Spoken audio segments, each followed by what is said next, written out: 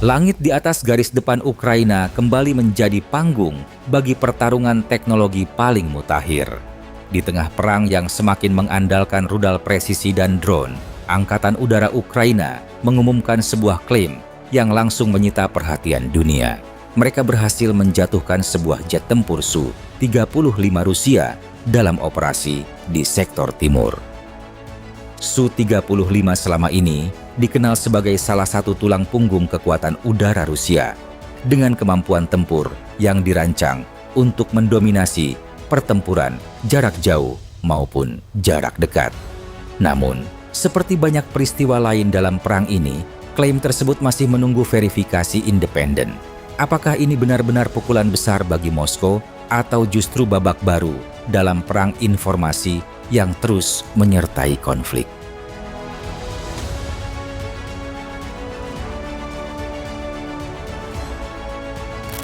Klaim jatuhnya Su-35 menambah keyakinan Kiev bahwa perang tidak lagi harus ditentukan hanya di garis depan.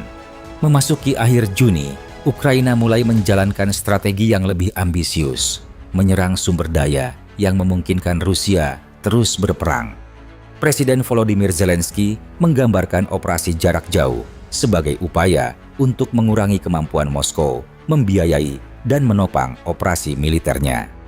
Karena itu, sasaran Ukraina kini meluas dari posisi tempur menjadi infrastruktur energi, komunikasi, dan industri pertahanan yang berada jauh di belakang front. Salah satu target yang disebut adalah kilang minyak Slavyansk di Krasnodar, sekitar 300 km dari garis pertempuran. Pada hari yang sama, Kiev juga mengklaim telah menyerang kilang minyak Yaroslavl yang berjarak hampir 700 km dari perbatasan Ukraina. Kedua fasilitas tersebut dipandang penting karena memasok bahan bakar bagi sektor industri dan kebutuhan militer Rusia. Jangkauan operasi kemudian bertambah jauh. Ukraina menyatakan bahwa drone mereka berhasil mencapai kilang minyak Omsk, sekitar 2.500 km dari wilayah yang dikuasai Kiev. Jika klaim ini terbukti, serangan tersebut akan menjadi salah satu operasi terdalam Ukraina sejak invasi skala penuh dimulai. Tekanan juga diarahkan ke jaringan komunikasi militer Rusia. Citra satelit yang beredar menunjukkan kerusakan di pusat komunikasi antariksa Vladimir, termasuk antena satelit berukuran besar dan sejumlah fasilitas pendukung. Karena pusat ini terhubung dengan sistem komunikasi strategis Rusia, gangguan di sana berpotensi memengaruhi koordinasi militer. Di Volgograd, Ukraina turut mengklaim serangan terhadap kompleks industri pertahanan Titan Barikadi menggunakan rudal jarak jauh FP5 Flamingo. Rekaman pasca serangan memperlihatkan kebakaran di area pabrik. Meski tingkat kerusakan sebenarnya masih belum dapat dipastikan secara independen, seluruh rangkaian operasi ini menandai perubahan penting dalam cara Kiev berperang. Ukraina kini tidak hanya berupaya menahan serangan Rusia, tetapi juga mengganggu fondasi yang menopang mesin perangnya. Dan justru dari upaya inilah siklus serangan balasan yang lebih keras mulai terbentuk, membawa konflik ke fase yang semakin luas dan sulit diprediksi.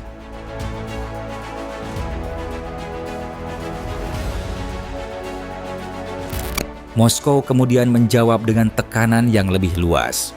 Setelah kilang minyak, fasilitas komunikasi, dan industri pertahanan Rusia menjadi sasaran Ukraina, Rusia menaikkan tempo operasi di udara maupun di garis belakang Ukraina. Yang berubah bukan hanya intensitas serangannya, tetapi juga cara Moskow menyesuaikan sistem pertahanannya terhadap ancaman drone dan rudal jarak jauh Kiev. Kementerian Pertahanan Rusia mengklaim Ukraina mengerahkan 625 drone serang jarak jauh dalam satu malam. Dari jumlah itu, 613 drone disebut berhasil dihancurkan oleh pertahanan udara Rusia di berbagai wilayah. Untuk memperlebar kemampuan deteksi, Rusia kembali menerbangkan A-50U, pesawat peringatan dini yang jumlahnya sangat terbatas. Aset ini dipakai untuk memburu rudal jelajah FP5 Flamingo Ukraina yang terbang rendah mengikuti kontur medan, sehingga sulit ditangkap radar darat. Dengan jangkauan radar yang lebih jauh, A-50U menjadi mata tambahan bagi sistem pertahanan udara Rusia. Moskow bahkan mengklaim seluruh rudal Flamingo yang ditembakkan Ukraina berhasil dicegat berkat dukungan pesawat tersebut. Di saat yang sama, serangan Rusia terhadap aset militer Ukraina terus berjalan. Pangkalan udara Vosnesensk di Mykolaiv dilaporkan dihantam drone Geran. Rusia mengklaim 2 MiG-29 hancur, sementara 1 pesawat lain rusak dalam insiden terpisah di Poltava. Target berikutnya adalah kamp pelatihan militer di Mykolaiv. Menurut Rusia, tempat itu digunakan untuk melatih personel serta menyimpan kapal dan drone laut yang dipakai Ukraina menyerang armada Rusia di Laut Hitam sebagai bagian dari tekanan balasan yang terus diperluas ke belakang garis. Di sekitar Kiev, tekanan Rusia kembali diarahkan ke pabrik Vizar di kawasan Zulyani. Kompleks ini dikenal sebagai fasilitas penting untuk produksi dan perbaikan rudal pertahanan udara Ukraina. Setelah serangan terjadi, rekaman yang beredar di media sosial menunjukkan ledakan susulan dari area pabrik. Dugaan sementara, ledakan itu berasal dari amunisi atau komponen rudal yang tersimpan di dalam kompleks. Namun, sasaran Rusia tidak berhenti pada fasilitas militer. Infrastruktur energi dan logistik Ukraina juga terus ditekan. Depot bahan bakar, stasiun distribusi, pusat logistik militer, hingga jalur rel kereta api dilaporkan masuk daftar target serangan presisi. Pola ini menunjukkan strategi yang lebih luas. Rusia berupaya menghambat pergerakan bahan bakar, amunisi, dan perlengkapan menuju garis depan, sambil menambah beban logistik yang harus dipikul Ukraina. Dalam fase ini, perang bukan hanya tentang perebutan wilayah, tetapi tentang siapa yang lebih dulu mematahkan kemampuan lawan untuk terus bertahan.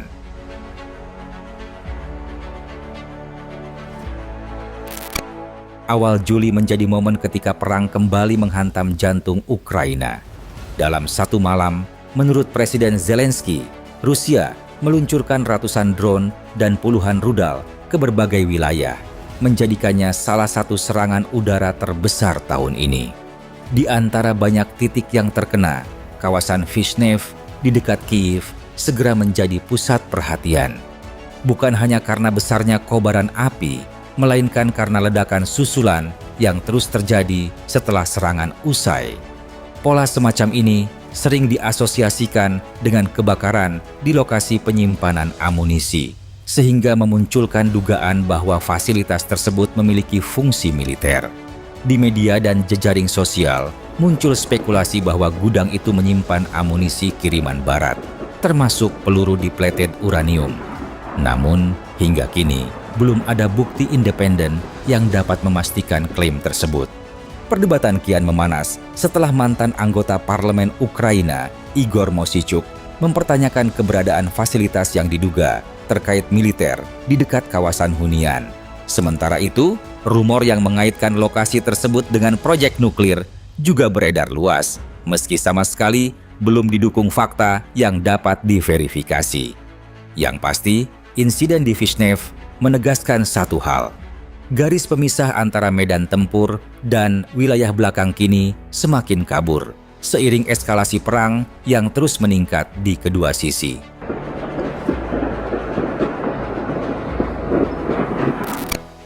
Menentukan siapa yang unggul dalam perang saat ini tidak lagi sesederhana menghitung luas wilayah yang direbut.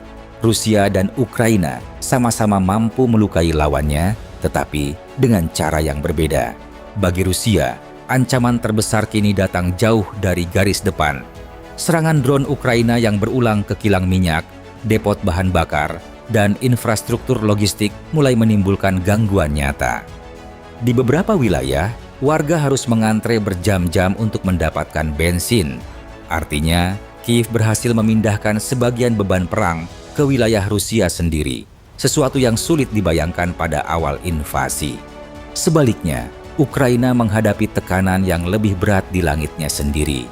Persediaan rudal pencegat terus terkuras, sementara Rusia semakin sering meluncurkan serangan gabungan menggunakan drone dan rudal balistik. Setiap gelombang serangan memaksa Kyiv membuat pilihan sulit, melindungi kota-kota besar atau menghemat amunisi untuk serangan berikutnya. Karena itulah, Zelensky terus mendesak Sekutu Barat agar mempercepat pengiriman sistem pertahanan udara. Di darat, situasinya juga tidak menguntungkan bagi Ukraina. Rusia memang tidak mencatat terobosan besar, tetapi pasukannya terus bergerak maju sedikit demi sedikit di beberapa sektor. Desa-desa kecil berpindah tangan, garis depan bergeser perlahan, dan tekanan terhadap pasukan Ukraina tetap terjaga. Kemajuan semacam ini mungkin tidak spektakuler, namun menunjukkan bahwa Moskow masih memiliki cadangan untuk mempertahankan ofensif jangka panjang.